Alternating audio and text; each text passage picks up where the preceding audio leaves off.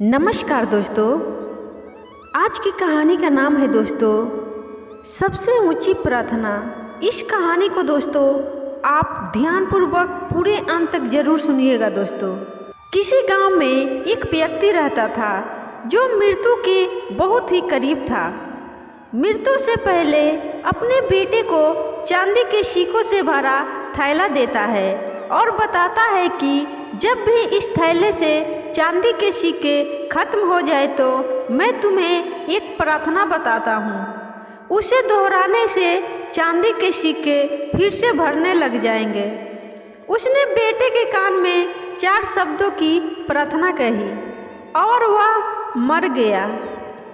अब बेटा चांदी के सिक्कों से भरा थैला पाकर आनंदित हो उठा और उसे खर्च करने में लग गया। वह थैला इतना बड़ा था कि उसे खर्च करने में कई साल बीत गए। इसी बीच वह प्रार्थना भूल गया। जब थैला खत्म होने को आया तब उसे याद आया कि अरे वह 4 शब्दों की प्रार्थना क्या थी। उसने बहुत याद किया, उसे याद ही नहीं आया। अब वह लोगों से पूछने लगा। पहले पड़ोसी से पूछता है कि ऐसी कोई प्रार्थना तुम जानते हो क्या जिसमें 4 शब्द है। पड़ोसी ने कहा, हाँ, एक 4 शब्दों की प्रार्थना मुझे मालूम है। ईश्वर मेरी मदद करो। उसने सुना और उसे लगा कि ये वे शब्द नहीं थे, कुछ अलग थे। कुछ सुना होता है तो हमें जाना पहचाना सा लगता है। फिर भी उसने वह शब्द बहुत बार दोहराए, लेकिन चांदी के सिक्के नहीं बढ़े तो वह बहुत दुखी हुआ। फिर एक फादर से मिला। उन्होंने बताया कि ईश्वर तुम महान हो।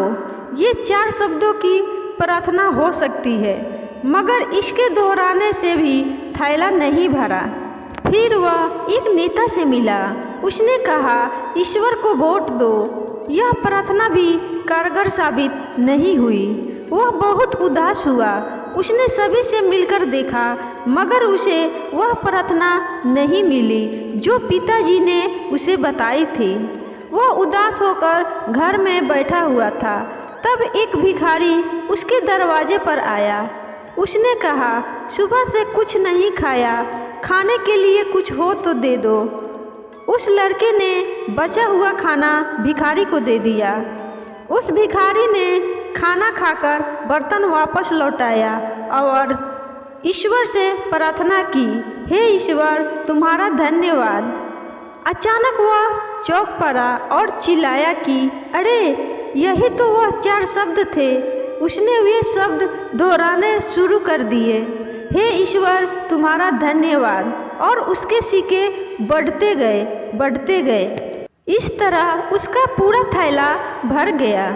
इससे समझे कि जब उसने किसी की मदद की तब उसे वह मंत्र फिर से मिल गया, हे ईश्वर तुम्हारा धन्यवाद। यही उच्च प्रार्थना है, क्योंकि जिस चीज़ के प्रति हम धन्यवाद देते हैं वह चीज़ बढ़ती है। अगर पैसे के लिए धन्यवाद देते हैं तो पैसा बढ़ता है, प्रेम के लिए धन्यवाद देते हैं तो प्रेम बढ़ता है। ईश्वर गुरु जी के प्रति धन्यवाद के भाव निकलते हैं कि ऐसा ज्ञान सुनने तथा पढ़ने का मौका हमें प्राप्त हुआ। बिना किसी प्रयास से यह ज्ञान हमारे जीवन में उतर रहा है, वरना ऐसे अनेक लोग हैं जो झूठी मान्यताओं में जीते हैं और उन्हीं मान्यताओं में ही मरते हैं। मरते वक्त भी उन्हें सत्य का पता नहीं चलता। उसी अंधेरे में जीते हैं और उसी अंधेरे में मर भी जाते हैं। दोस्तों, इस कहानी से हम यही समझे कि हे ईश्वर तुम्हारा धन्यवाद। ये 4 शब्द नहीं, प्रार्थना की शक्ति है।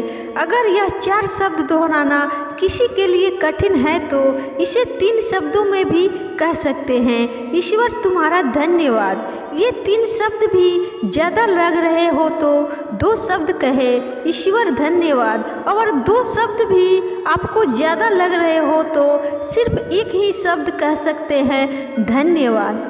आइए हम सब मिलकर एक साथ धन्यवाद दें उस ईश्वर को जिसने हमें मनुष्य जन्म दिया और उसने दी दो बातें, पहली सांस का चलना, दूसरी सत्य की प्यास। यही प्यास हमें खोजी से भक्त बनाएगी। भक्ति और प्रार्थना से होगा आनंद, परम आनंद, तेज आनंद। इस कहानी को अंत तक सुनने के लिए आप सभी का बहुत बहुत धन्यवाद दोस्तों।